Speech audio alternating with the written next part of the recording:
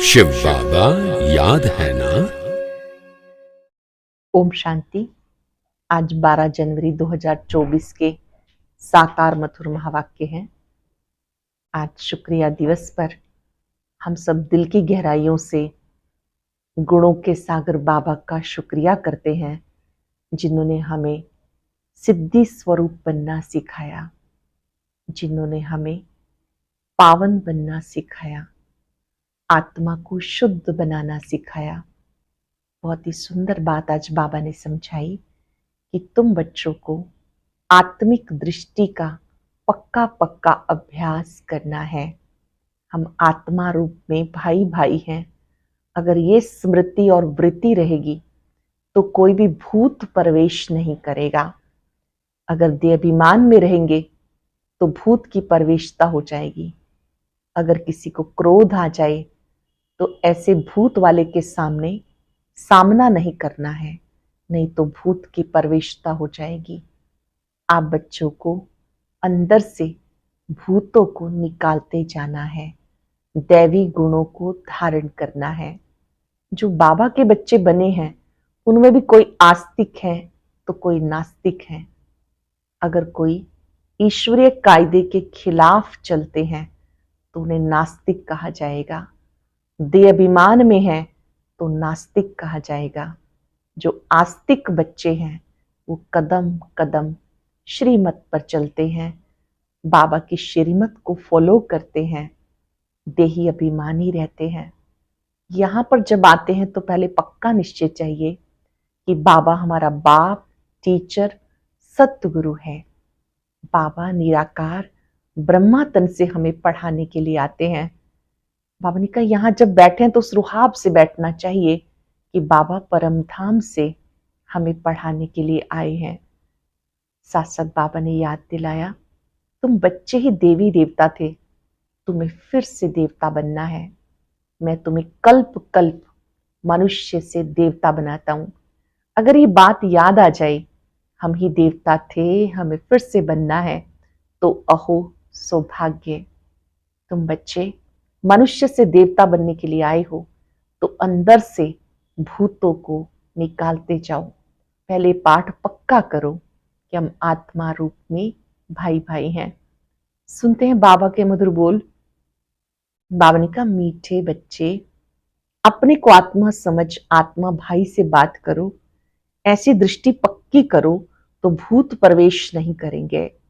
अपने को आत्मा समझ आत्मा भाई से बात करो, ऐसी दृष्टि पक्की करो तो भूत प्रवेश नहीं करेंगे। जब कोई में भूत देखो तो उससे किनारा कर लो। अगर देखो कोई में भूत है तो उससे किनारा कर लो, अर्थात उसका सामना नहीं करना। क्वेश्चन है, बाप का बनने के बाद भी आस्तिक और नास्तिक बच्चे हैं वो कैसे? बाप का बनने के बाद भी आस्तिक और नास्तिक बच्चे हैं वो कैसे? आस्तिक वो हैं जो ईश्वरीय कायदों का पालन करते हैं, देही अभिमानी रहने का पुरुषार्थ करते हैं। नास्तिक वो हैं जो ईश्वरीय कायदों के खिलाफ भूतों के वश हो आपस में लड़ते झगड़ते हैं। आस्तिक बच्चे दे सही दे के सब संबंधों से बुद्धियोग तोड़ अपने को भाई भाई समझते हैं। नास्तिक देह अभिमान में रहते हैं। चेक कर लेंगे हम अपने आप को, मैं बाबा का आस्तिक हूं या नास्तिक बच्चा हूं। अटेंशन से सुनेंगे। आस्तिक वो जो ईश्वरीय कायदों का पालन करते हैं, देही अभिमानी रहने का पुरुषार्थ करते हैं। नास्तिक वो हैं जो ईश्वरीय कायदों के खिलाफ भूतों के वश हो आपस में लड़ते झगड़ते हैं। आस्तिक बच्चे दे सही दे के सब संबंधों से बुद्धियोग तोड़ अपने को भाई भाई समझते हैं। नास्तिक देह अभिमान में रहते हैं।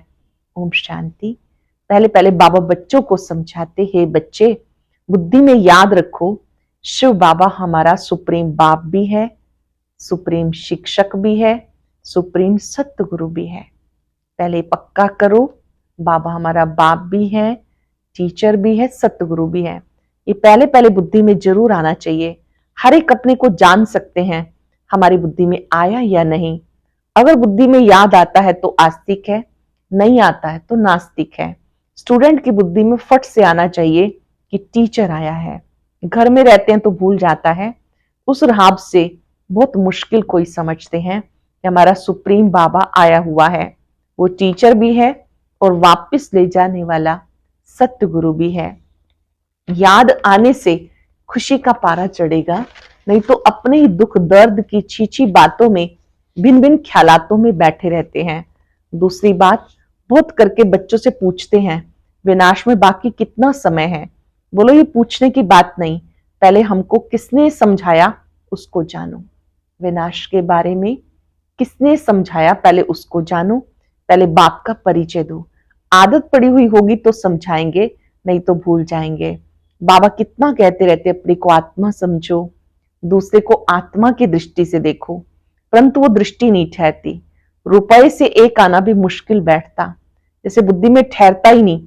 ये कोई बाबा श्राप नहीं देते, ये तो बाबा समझाते ज्ञान बहुत ऊंचा है।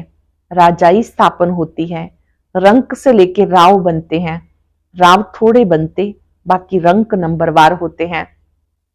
राजा तो बहुत थोड़े बनते हैं, लास्ट नंबर वाले की बुद्धि में कभी कोई बात बैठ ना सके।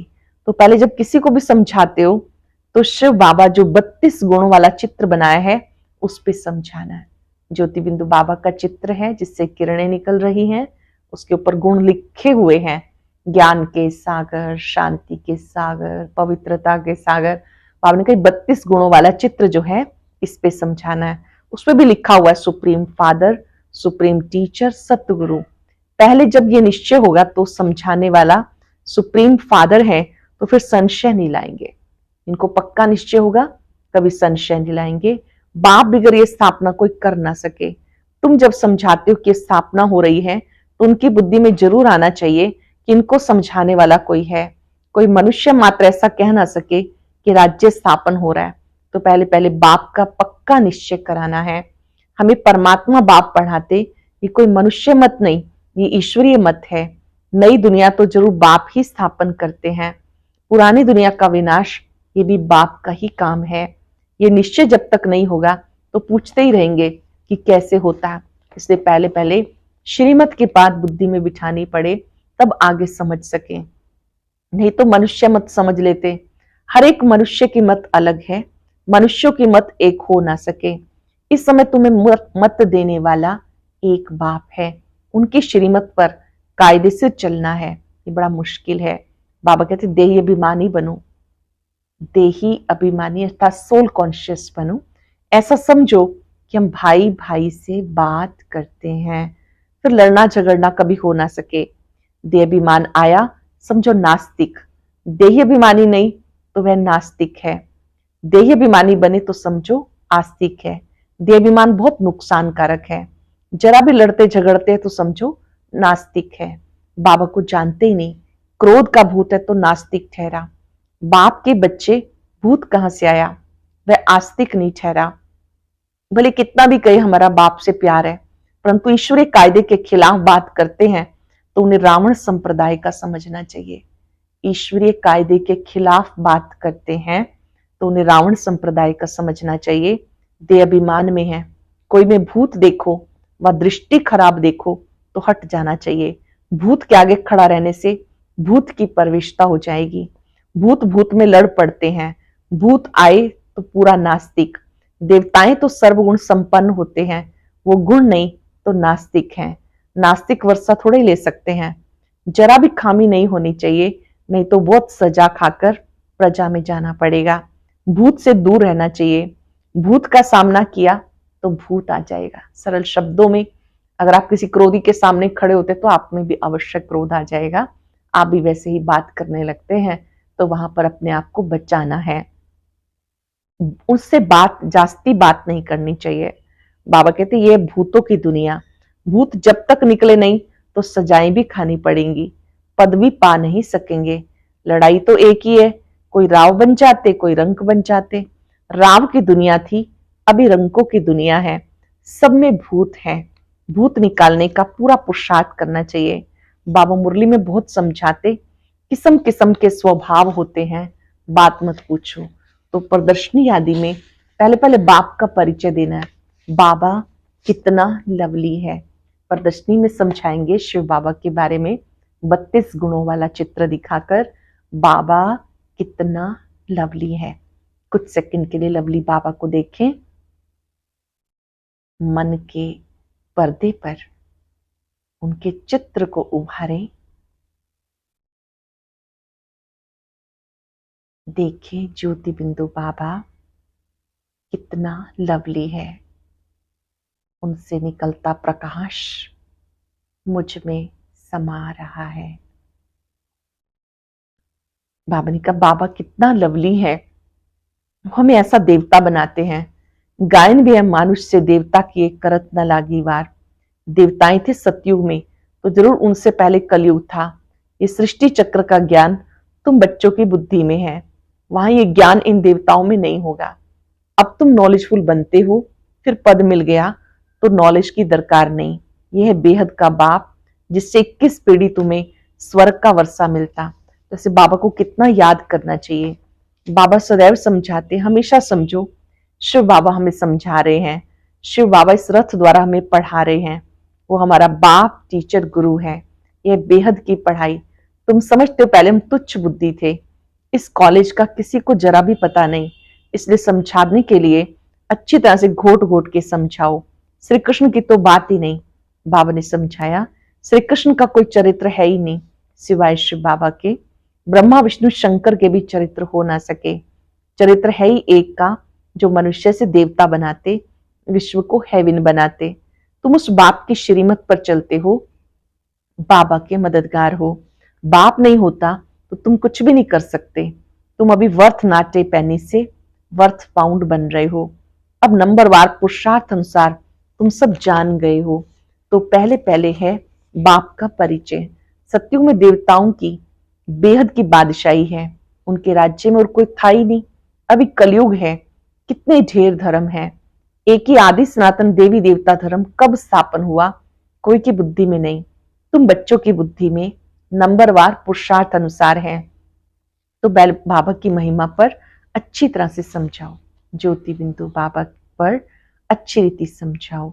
हम जानते हैं जरूर बाबा से हमें पहचान मिली है। बाबा कहते सबका सदगति दाता भी मैं हूं। कल्प कल्प में तुम बच्चों को राय देता हूं, अपने को आत्मा समझो, मुझे याद करो, तो आत्मा पतित से पावन बन जाएगी। आत्म अभिमानी भव। दूसरों को भी आत्मा समझने से तुम्हारी क्रिमिनल आई नहीं होगी। आत्मा ही शरीर द्वारा कर्म करती है। हम आत्मा है, ये आत्मा है, ये पक्का करना है। जानते हो पहले पहले 100% पावन थे, फिर पतित बने। आत्मा ही बुलाती है कि बाबा आओ। आत्मा का अभिमान पक्का रहना चाहिए और संबंध सब भूल जाने चाहिए। हम आत्मा स्वीट होम की रहने वाली हैं, यहाँ पार्ट बजाने आई हैं। ये भी तुम बच्चे समझते हो। तुम्हारे में भी नंबरवार हैं जिन्हें याद रहती है। भगवान पढ़ाते हैं, कितनी खुशी रहनी चाहिए। भगवान हमारा बाप भी है, टीचर भी है, सतगुरु भी है। तुम कहेंगे हम उनके सिवाय और कोई को याद नहीं करते। बाबा कहते देह सहित देह के सब संबंध भूल मामी कम याद करो। तुम सब ब्रदर्स हो, कोई मानते कोई नहीं मानते। नहीं मानते तो समझो नास्तिक हैं। हम शिव बाबा के बच्चे हैं तो पावन होने चाहिए। बाबा को बुलाते हैं, बाबा आकर हमें पावन विश्व का मालिक बनाओ। सत्युग में तो पावन होने की बात ही नहीं। पहले तो ये समझो कि शिव बाबा है, इनसे नई दुनिया स्थापन होती है। अगर पूछे कि विनाश कब होगा, तो बोलो पहले अल्लाह को समझो। अल्लाह कौन? अल्लाह को नहीं समझा तो पीछे की बात बुद्धि में कैसे आएगी। हम सत्य बाप के बच्चे सत्य बोलते हैं। हम कोई मनुष्य के बच्चे नहीं, हम शिव बाबा के बच्चे हैं। भगवान वाच, भगवान उसको कहा जाता जो सभी आत्माओं का पिता है।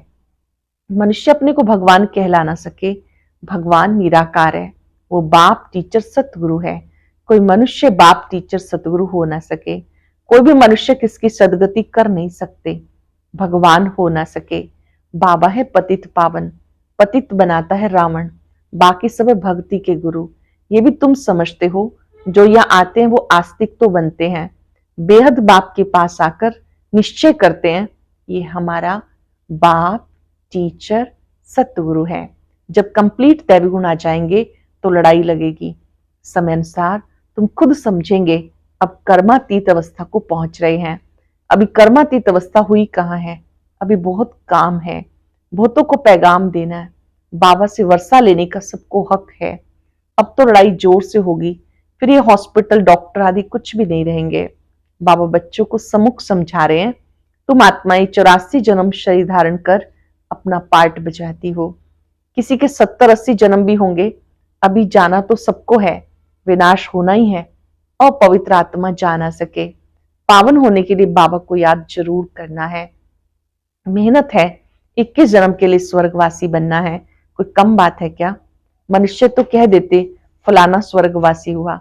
अरे स्वर्ग है कहाँ, कुछ भी समझते नहीं।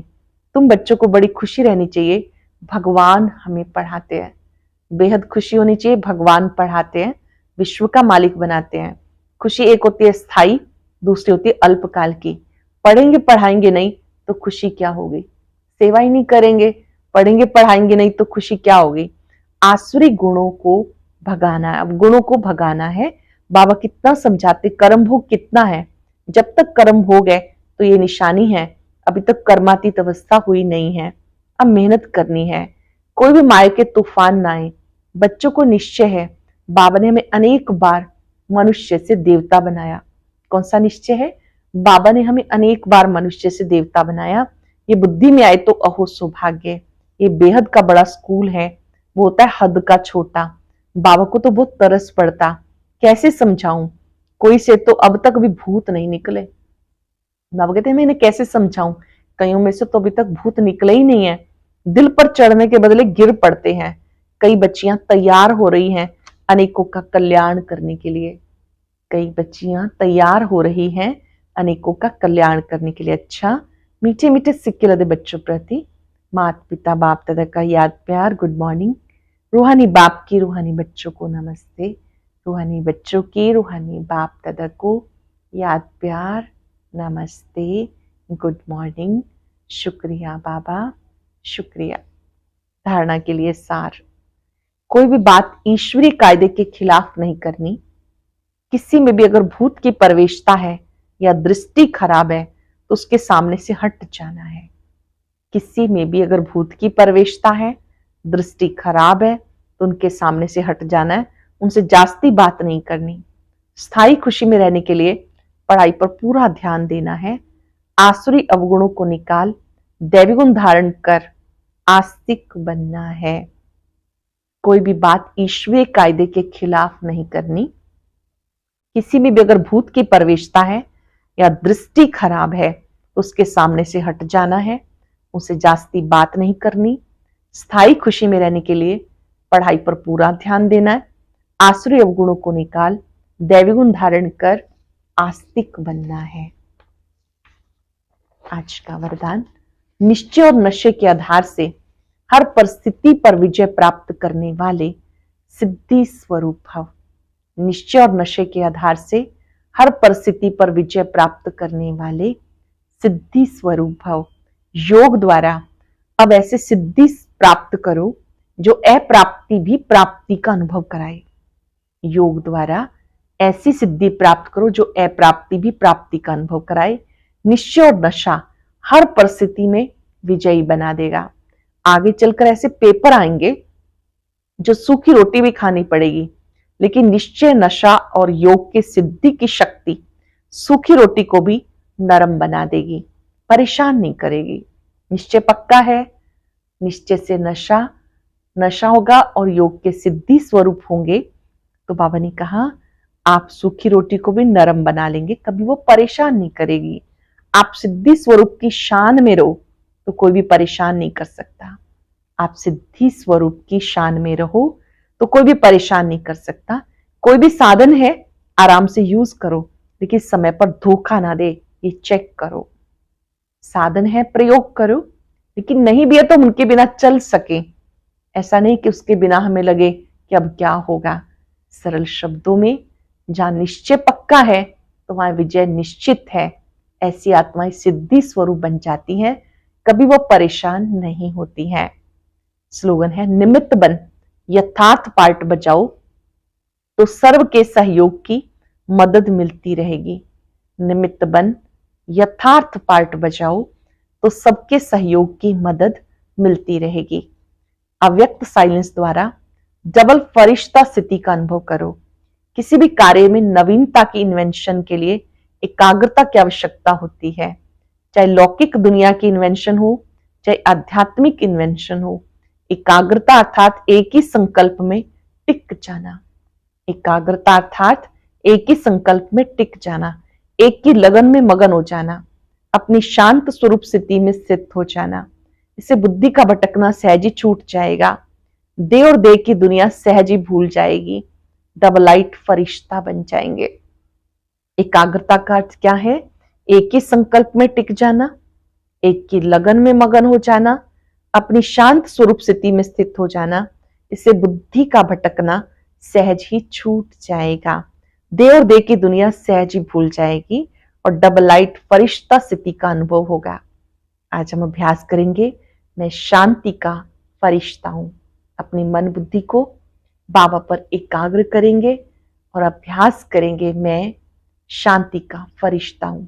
हर कार्य शांति से करना है। जिनसे मिलेंगे उन्हें भी शांति का अनुभव कराएंगे।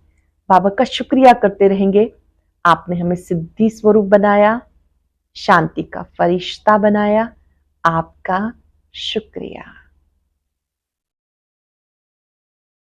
अपनी इस भौतिक देह को देखते हुए महसूस करें आप लाइट के शरीर में हैं। मस्तक के बीच ज्योति बिंदु सितारा चमक रहा है। उस सितारे से शांति का प्रकाश दूर दूर तक फैल रहा है। मैं अपने स्वधर्म में स्थित हूं, अपने स्वरूप पर एकाग्र हूं। मैं शांति का फरिश्ता हूं।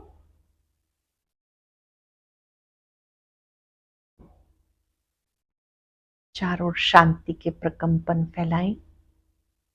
मैं शांत हूं। जो भी अशांत आत्माएं हैं उन्हें शांति देने के निमित्त हूं। शुक्रिया बाबा, शुक्रिया। आज का अव्यक्त ज्ञान मोती बहुत विशेष है, सभी भाई बहनें जरूर सुने। अव्यक्त ज्ञान मोती सुनने के लिए ऊपर दिए गए बॉक्स पर क्लिक करें।